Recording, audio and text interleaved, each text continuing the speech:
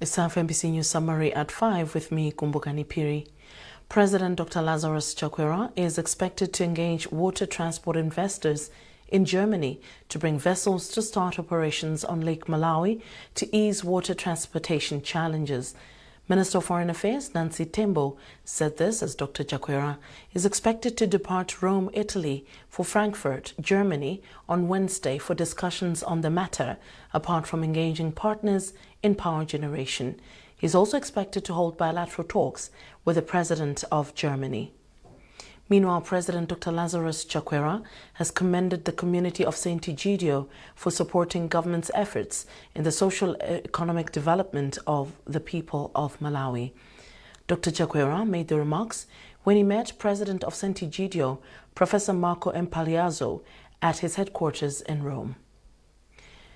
The Blantyre District Health Office has confirmed that there is a patient at Queen Elizabeth Central Hospital who is suspected to have contracted monkeypox, Mpox.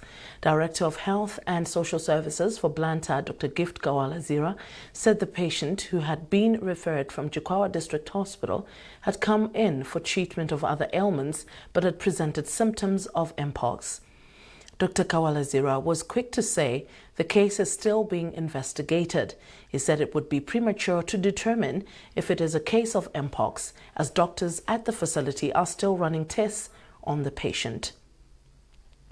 Minister of Homeland Security Ken Zikalingoma has commended the people of Palombe for being exemplary in honoring terms of the National Economic Empowerment Fund, NIF, by timely reimbursing loans. Speaking during a development rally at Migoi, Zikalingoma said this signified total community support to the country's leadership, which seeks to empower Malawians across the country. Well, that's the summary for now. We have a full news bulletin at 8 o'clock later tonight. I'm Kumbukani Piri. Thanks for watching and bye for now.